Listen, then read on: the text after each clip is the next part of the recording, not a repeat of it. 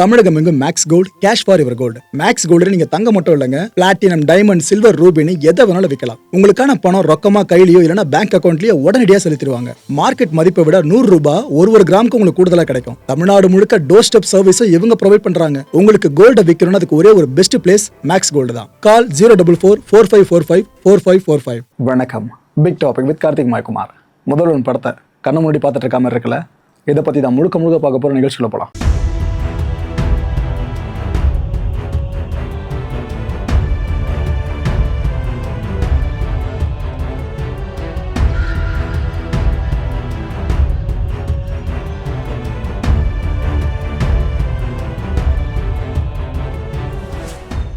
முதலமைச்சரா, தமிழ்நாட்டில் முதலமைச்சரா ஜோசப் விஜய் அவர்கள் பதவி ஏற்றுட்டாரா?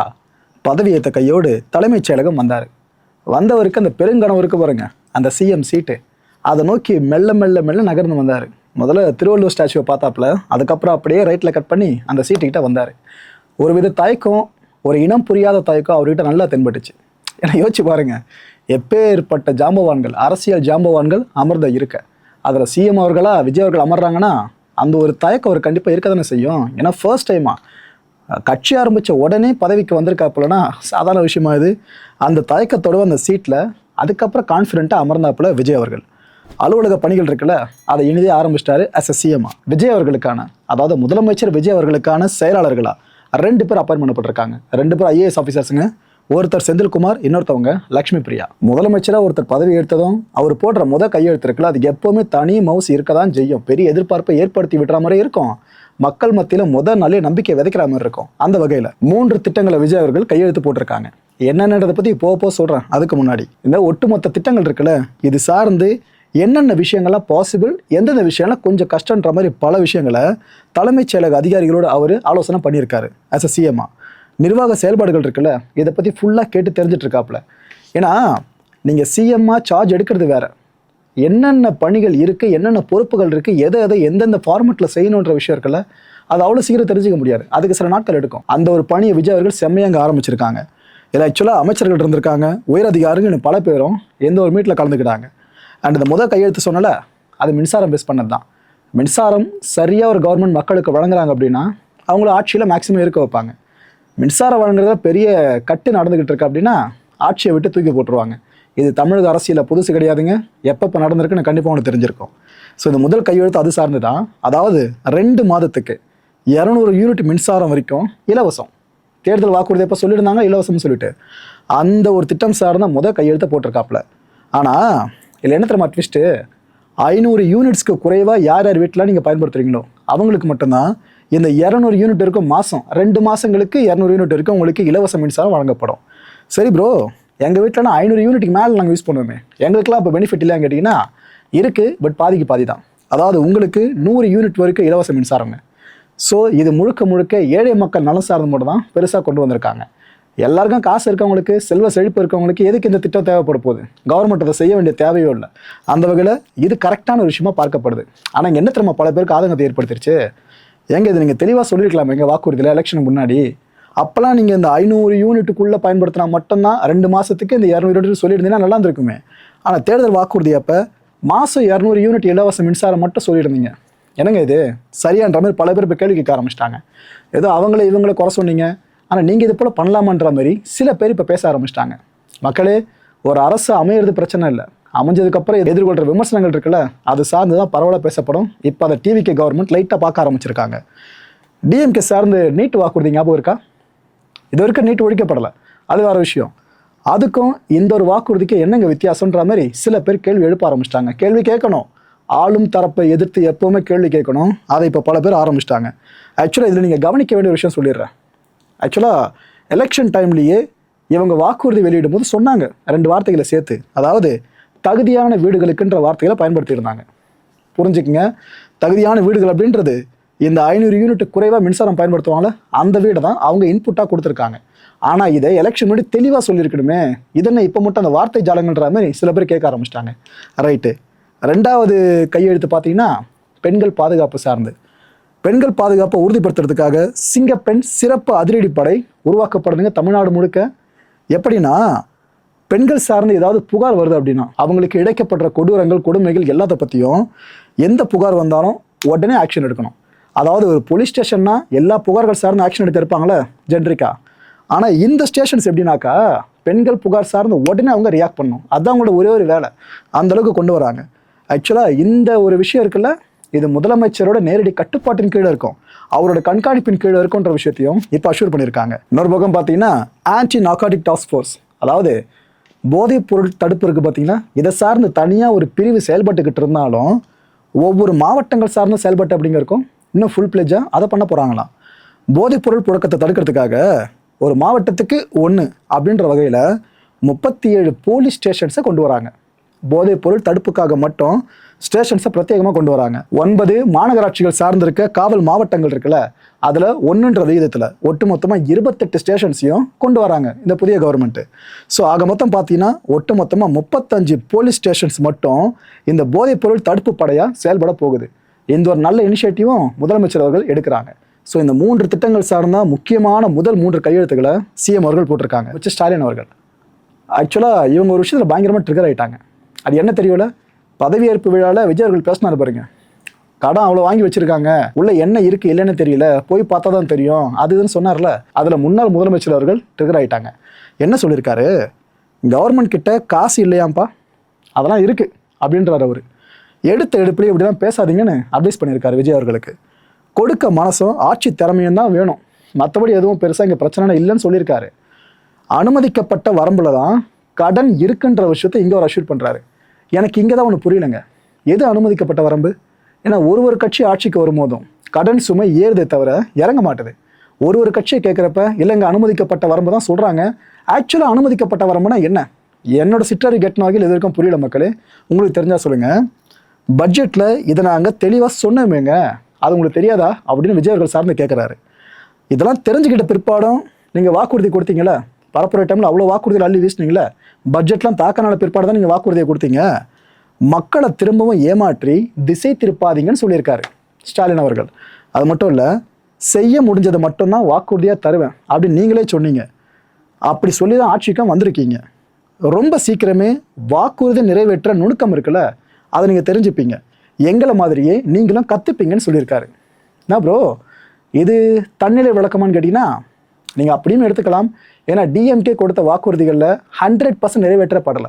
இதைத்தான் ஸ்டாலின் அவர்கள் இங்கே மென்ஷன் பண்ணுறாங்க. நாங்கள் முடிஞ்ச வரைக்கும் நிறைவேற்றுறோம்ப்பா, அந்த நுணுக்கங்களாம் கற்றுக்கிட்டோம்ப்பா, அது நீங்களும் கற்றுப்பீங்க நம்புறேன்னு சொல்லியிருக்காரு.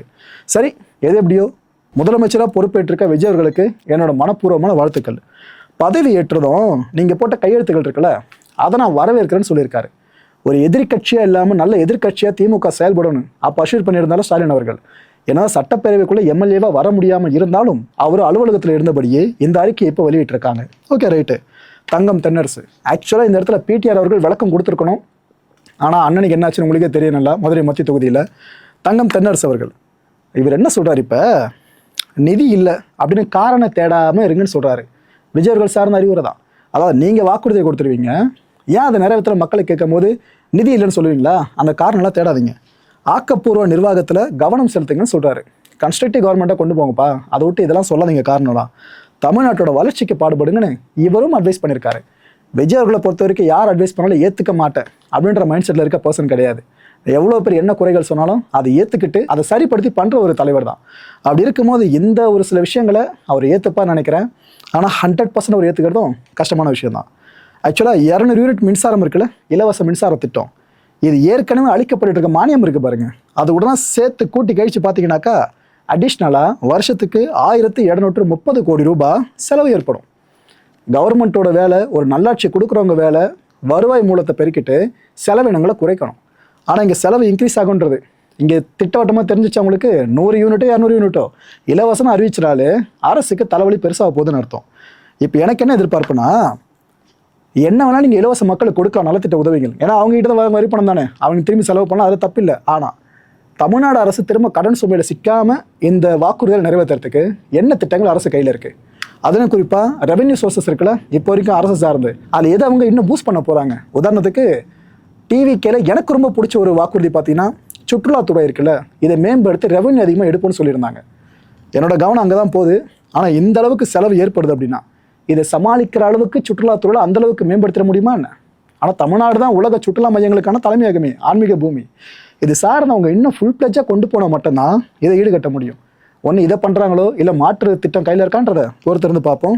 இப்போ தானே பதவி ஏற்றிருக்காங்க, உடனே எல்லாத்தையும் நம்ம ஒட்டு மொத்தமாக வேஸ்ட்டுன்ற மாதிரி சொல்லிட வேணாம் மக்களே. கொஞ்சமாக நம்ம அனலைஸ் பண்ணும் எந்த அளவுக்கு டிஃபிகல்ட் இருக்குன்னு சொல்லிட்டு. இதுக்கப்புறம் திருச்சி கிழக்கில் விஜய் அவர்கள் ராஜினாமா பண்ணுற முடிவை எடுத்துட்டாங்க. அது சார்ந்து எல்லா ப்ராசஸையும் முடிச்சிட்டாங்க. இதை நம்ம அப்போவே அசியூம் பண்ணியிருந்தோம். பெரம்பூரில் ஜெயிச்ச வாக்கு வித்தியாசங்கள் இருக்குல்ல, இது ரொம்ப பெருசாக இருக்குது திருச்சி கிழக்கை விட. ஆனால் திருச்சி கிழக்கு ராஜினாமா பண்ண வாய்ப்பு இருக்குன்னு சொல்லியிருந்தோம். அது இங்கே நடந்திருக்கு. தலைமைச் செயலகத்திலிருந்து வேப்பேரி பெரியார் திடல் இருக்குல்ல, அங்கே விஜய் அவர்கள் கிளம்பி போனாங்க. எங்கே? பெரியார் திடலுக்கு. அங்கே திராவிடர் கழகத்தோட தலைவர் இருக்கார்ல வீரமணி அவர்கள், இவங்களை சந்தித்து வாழ்த்து பெற்றாருங்க. இந்த அரசியல் நாகரிகம் கருதிய சந்திப்பும் நடந்திருக்கு. ஏன்னா தாவேக்காவோட கொள்கை தலைவர்களில் பெரியார் ரொம்ப முக்கியமானவர், அதை நீங்கள் மறந்துடாதீங்க. அண்ட் இதுக்கப்புறம் பெரியார் நினைவிடம் இருக்குல்ல, அங்கே விஜய் அவர்கள் நேரடியாக கிளம்பி போகிறாங்க. அங்கே மரியாதை செலுத்துகிற விஷயத்தில் ஈடுபட்டிருந்தார். ஆக்சுவலாக நடக்கிற இந்த விஷயங்கள்லாம் பார்க்குறப்ப பெரியார் சார்ந்து இந்த அளவுக்கு நெருங்கி போகிறாங்க பார்த்தீங்களா, டிவிக்கு ரொம்ப பக்கத்தில் நெருங்கி போயிட்டுருக்காங்களே.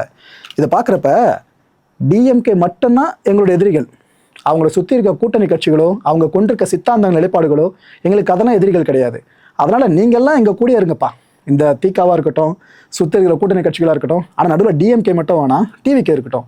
அந்த ரீப்ளேஸ்மெண்ட்டை விஜய் அவர்கள் எந்த அளவுக்கு எதிர்பார்த்துட்டு இருக்காங்கன்னு இந்த பயணம் மூலமாக தெளிவாக தெரியுது. சிஎம்மாக சார்ஜ் எடுத்த உடனே நடந்திருக்க விஷயங்கள் இது எல்லாமே. இதுக்கப்புறம் அங்கேருந்து கிளம்பி ஆளுநர் மாளிகைக்கு போனார் விஜய் அவர்கள். போனவர் தற்காலிக சபாநாயகர் பதவியேற்பு விழா இருக்குல்ல, அதை அட்டன் பண்ணாருங்க. ஆக்சுவலாக யார் தெரியுமா அது? கருப்பையா அவர்கள். சோழவந்தானில் இப்போ எம்எல்ஏவாக இருக்கார்ல கருப்பையா, டிவிக்கு சார்ந்து, அவர் தான் தற்காலிக சபாநாயகரை பதவி ஏற்றிருக்காப்புல. இவரை பற்றி சொல்லணும்னா 2011 2016 வரைக்கும் அதிமுக எம்எல்ஏவாக இருந்தவர். அதாவது டிவிக்கே ஓட்டு வங்கி மட்டும் பெருசாக பிரிக்கலைங்க, கட்சிகள் சார்ந்தும் உள்ள இருக்க ஆட்களை பெருசாக எடுத்திருக்காங்க. என்ன டிஎம்கே சார்ந்து பெருசாக அவங்கள பண்ண முடியல, ஆனால் ஏடிஎம்கே சார்ந்து சாத்தியப்படுத்திருக்காங்க. அது இங்கே பார்க்க முடியுது. இவருக்கு ஆக்சுவலாக அதிமுகவில் வாய்ப்பு மறுக்கப்பட்டுச்சு. யாருக்கு? கருப்பையா அவர்களுக்கு. அதுக்கப்புறம் தான் டிவிக்கில் சேர்ந்தாப்புல, போட்டி போட்டாப்புல, ஜெயிஸ்டாப்புல, தற்காலிக சபாநாயகராக பதவியும் எடுத்துட்டாப்புல. ஆனால் அந்த பதவியேற்பு விழா இருக்குல்ல, அங்கே தான் ஏற்கனவே இருந்த பஞ்சாயத்து இன்னும் பெருசாக மாறிடுச்சு. அதாவது ஆளுநர் மாளிகைக்கு வந்த விஜய் அவர்கள் இந்த ஈவெண்ட்டில் ஃபுல்லாக கலந்துக்கிட்டாரா, அப்போது வந்தே மாதரம் பாடல் தான் முதல்ல ஒழிக்கப்படுதுங்க. அதுதான் ஃபுல்லாக ஒழிக்கப்படுது.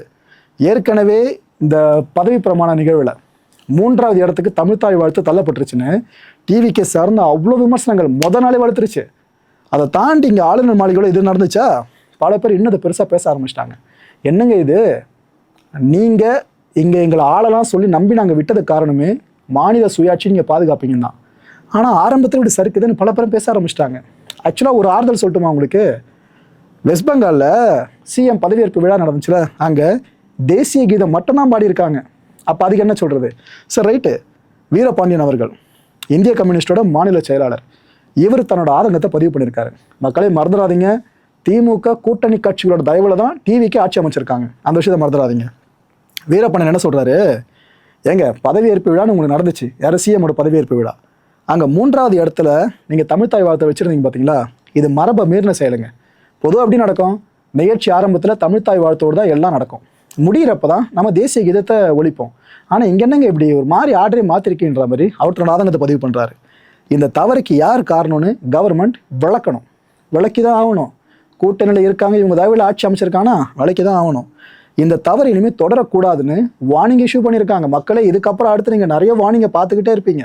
ஏன்னா தனிப்பெரும்பான்மையாக அவங்க ஆட்சி அமைக்கல, இந்த எலெக்ஷனில் போட்டி போட்டதில் ஒரு கட்சியாக பெரும்பான்மை பெற்றிருக்காங்க. வித்தியாசம் புரிஞ்சுக்குங்க. இந்த தவறு இனிமேல் நடக்கூடாது சொல்லியிருக்காங்களா, இதுக்கப்புறம் நடந்துச்சுன்னா என்ன முடிவு எடுப்பாங்களோ. இன்னொரு பக்கம் விசிகா அண்ணா திருமாவளவன் இருக்கார்ல, அவர் கடுமையான ஆதங்கத்தை பதிவு பண்ணியிருக்காரு, எப்படி தமிழ்த்தாய் வாழ்த்துறீங்க 3வதாக பிளேஸ் பண்ணலாம் அப்படின்ட்டு. இன்னொரு பக்கம் மதிமுக, பாமக, திராவிடர் கழகம் உட்பட விஜய் அவர்கள் போய் சந்திச்சார் பார்த்தீங்களா, அந்த திராவிடர் கழகம் உட்பட தங்களோட கண்டனங்களை பதிவு பண்ணியிருக்காங்க தமிழ்த்தாய் வாழ்த்து இஷ்யூ சார்ந்து. அண்ட் ஆதவ அர்ஜுனா, அமைச்சர் ஆதவ அர்ஜுனா, அவர் இப்போ விளக்கம் கொடுத்துட்டாப்லங்க. என்ன சொல்லியிருக்காரு? புரியுதுங்க, எல்லாரும் எந்த அளவுக்கு ஆதங்கப்படுறீங்கன்னு புரியுது. ஆக்சுவலாக தமிழ்த்தாய் வாழ்த்து 3வதாக பாடப்பட்டுச்சுல, அதில் கவர்மெண்ட்டுக்கு உடன்பாடு இல்லைன்னு சொல்லியிருக்காப்புல. நல்ல வேலை இந்த ஸ்டேட்மெண்ட் இப்போ கொடுத்துருக்காரு, இல்லைன்னா விஷயம் இன்னும் பற்றி அறிஞ்சிருக்கோம். இதை பற்றி நாங்கள் ஆளுநர்கிட்ட வலியுறுத்தணும். ஆனால் அவங்க என்ன சொல்லிட்டாங்க, மத்திய அரசோட அறிக்கை இருக்குல்ல, இதன்படி தான் செயலாற்ற முடியும்ப்பா, அந்த ப்ரொசீஜர் இருக்குப்பா, அந்த லெகசி இருக்குப்பா, அதனால் இப்படி தான்ப்பா பண்ணணும்னு அவர் சொல்லியிருக்காருங்க. யார்? ஆளுநர் தரப்புலேருந்து இவங்களுக்கு சொல்லியிருக்காங்களாம். எனக்கு என்னென்னா, இது வரைக்கும் முதலமைச்சர் ஆளுநர் தானே பதவி பிரமாணம் பண்ணி வைப்பாங்க, அப்போலாம் ஆளுநர் சொல்லியிருப்பாங்களே, ஆனால் அப்போலாம் பெருசாக இது தமிழக அரசு இடம் கொடுத்தது இல்லையே, இப்போ மட்டும் இது இடம் கொடுக்கணும். ஸோ ஸ்லைட்டாக இங்கே சறுக்கிறாங்களோ டிவிக்கு ஆரம்பத்தில், இதை நம்ம புரிஞ்சுக்கணும். இனி வர்ற காலங்களில் இது போல் தவறு தொடராது அப்படின்ட்டு அமைச்சர் ஆதவ அர்ஜுனா அவர்கள் இப்போ ஒரு அஷூரன்ஸே கொடுத்துருக்காரு. ஓகே, எல்லாரும் நம்ம சொதப்படுறதா ஆரம்பத்தை தப்பு பண்ணுறது தான், அது எந்த அளவுக்கு திறம்பட திருத்திக்கிறோன்றதை வச்சு தான் ஓகே இவங்க நல்ல பார்ட்டி இவங்க மோசம்ன்றதை நம்ம முடிவுக்கு வர முடியும். இப்போ மக்கள் வெயிட் பண்ணுங்கள். திரும்பவும் தலைமைச் செயலகத்துக்கு போனார் விஜய் அவர்கள். இந்த கலைபரங்களுக்கு மத்தியில் சட்டம் ஒழுங்கு நிலையை பற்றி ஆய்வு கூட்டம் ஒன்று கண்டக்ட் பண்ணப்பட்டுச்சு. ஏன்னா ஒரு கவர்மெண்ட் புதுசாக பொறுப்பெடுத்துக்கலாம், சட்டம் ஒழுங்கு பாதுகாக்கிறது ரொம்ப ரொம்ப தலையாய பணி. நிறைய மாநிலங்கள் ஆட்சி கலைப்பு நடக்கும் பார்த்தீங்களா, அதுக்கு பிரதான காரணமாக சட்டம் ஒழுங்கு கெட்டு போயிட்டா பண்ணுவாங்க மத்திய அரசு சைட்லேருந்து. அது போன நிலைமை எங்கேயும் வந்துடக்கூடாதுன்னு இது ரொம்ப ஃபோக்கஸ்டாக பார்ப்பாங்க. அதாவது எந்த சிஎம் வந்தாலும் போலீஸ் டிபார்ட்மெண்ட்டை அவங்க ஓன் பண்ணியிருப்பாங்க. இந்த ஒரு மீட்டிங்கில் யார் யார் கலந்துக்கிட்டாங்கன்னா, தலைமைச் செயலாளர் சாய்குமார் அவர்கள் அண்ட் மதுவிலக்கு ஆயத்தீர்வைத்துறை செயலாளர் இருக்கார்ல மணிவாசகன், இவரும் கலந்துக்கிட்டாரு. அப்புறம் டிஜிபி சந்தீப் ராய் ரத்தோர், இவரும் கலந்துக்கிட்டாரு. இதெல்லாம் தாண்டி முதலமைச்சரோட முதன்மை செயலாளர் இருக்கார்ல செந்தில்குமார் ஐஏஎஸ், இவரும் உடனே இருந்தாருங்க. இன்னொரு விஷயம், இந்த மீட்டிங் ரொம்ப முக்கியம் தான். இதை தாண்டி அடுத்தடுத்த விஷயங்களை பண்ணுறது ரொம்ப முக்கியம் தான். எதுக்கு சொல்கிறேன்னா, எந்த ஆட்சி அமைஞ்சாலும் குற்றங்கள்ன்றது அந்த சமுதாயம் சார்ந்து தொடர்ந்துக்கிட்டு தானே இருக்கும். அதில் தமிழ்நாடு விதிவிலை கிடையாதுல்ல. கிருஷ்ணகிரியில் சாலையோரமாக 2 இளைஞர்களை எரிச்சு சாகடிச்சிருக்கானுங்க. என்ன எதுன்னு தெரில. இன்னொரு பக்கம் 17 வயது சிறுமிக்கு ஒருத்தன் குழந்தை கொடுத்துருக்கான். இந்த விஷயம் ஒரு பக்கம் ஆரம்பிச்சிருக்கு. இதெல்லாம் ஆரம்பம் தான் மக்களே. இதுக்கப்புறம் இது போல் நிறைய இஷ்யூஸ் ரைஸ் ஆகும். இது எல்லாத்தையும் முந்தைய கவர்மெண்ட்டை விட டிவிகே கவர்மெண்ட் எந்த அளவுக்கு ஹேண்டில் பண்ணுறாங்கிறத வச்சு தான் மக்கள் அவங்க மேலே வச்சிருக்க நம்பிக்கை இருக்குல்ல, அதுக்கான கிரெடிபிலிட்டி பர்சன்டேஜை நாம் இங்கே வகுக்கவே முடியும். இந்த கான்டென்ட்டை பொறுத்தவரைக்கும் நாமெல்லாம் சிந்திக்க வேண்டியது ஒரே ஒரு விஷயம் தான். 13வது முதலமைச்சராக, தமிழ்நாட்டின் 13வது முதலமைச்சராக விஜய் அவர்கள் பதவி ஏற்றிருக்காங்க. இந்த நம்பர்ஸ்லேயே டேஞ்சரஸ் நம்பர்ஸ்னு எடுத்துக்கிட்டிங்கன்னா அதில் முக்கியமாக இருக்கிறது 13. இந்த 13ன்ற எண் இங்கே எதோ வேலையை காமிச்சிடக்கூடாது டேஞ்சரஸாக, அது சார்ந்து எல்லாரும் பிரார்த்தனை பண்ணுவோம்.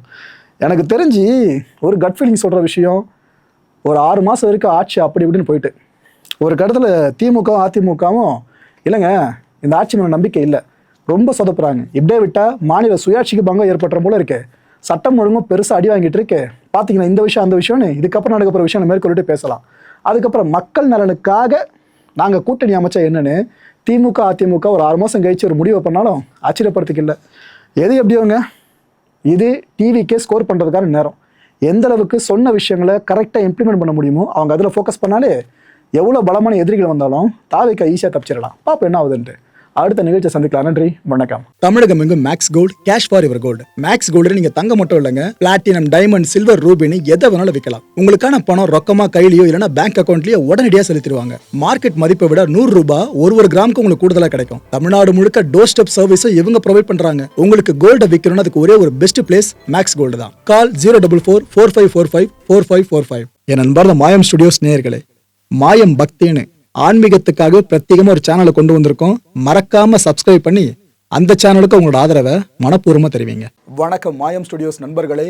மாயம் ட்ரெண்ட்ஸ் அப்படின்ற ஒரு புதிய ஃபேஸ்புக் பேஜை ஓப்பன் பண்ணியிருக்கோம். நீங்கள் யூடியூப்ல பார்த்துட்டு இருக்கீங்களா நம்மளோட கான்டென்ட்ஸ்லாம், இதெல்லாம் விட ஒரு படி மேலே ரொம்ப கிறிஸ்பாகவும் ரொம்ப சூப்பராகவும் நிறைய கான்டென்ட்ஸ் உங்களுக்கு இந்த பேஜில் காத்துட்டு இருக்குங்க. ஸோ உடனடியாக ஃபேஸ்புக் பிளாட்ஃபார்ம் போங்க, மாயம் ட்ரெண்ட்ஸ்னு டைப் பண்ணி சர்ச் பண்ணி நம்ம பேஜை ஃபாலோ பண்ணுங்க. அப்படியே நம்ம சேனலையும் நீங்கள் சப்ஸ்கிரைப் பண்ணிட்டீங்க அப்படின்னா இன்னும் நிறைய புது புது கான்டென்ட்ஸை உங்களுக்காக ப்ரொடியூஸ் பண்ணி கொடுத்துக்கிட்டே இருப்பாங்க. நீங்கள் பண்ணுற ஒவ்வொரு சப்ஸ்கிரிப்ஷனும் எங்களுக்கு பெரிய மோட்டிவேஷனாக அமையும்.